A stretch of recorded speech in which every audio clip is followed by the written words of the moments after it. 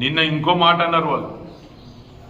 గతంలో రోహిత్ రెడ్డి గారు ఎమ్మెల్యేగా ఉన్నప్పుడు షాడో ఎమ్మెల్యే ఉన్నారు, ఎమ్మెల్యేకు అన్నారు.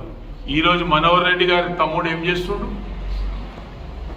కానీ ఒక ఉస్క ట్రాక్టర్ పడితే పోలీస్ స్టేషన్ వస్తుంది.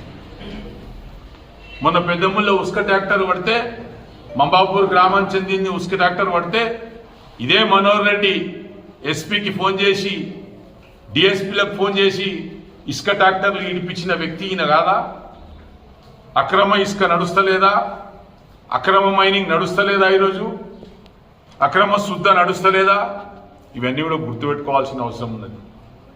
మీకు ప్రజలు గెలిపించి తాండూరుని అభివృద్ధి చేయమని, మీరు అభివృద్ధి చేయండి, మేము ముద్దనం మీకు సహకరిస్తాం.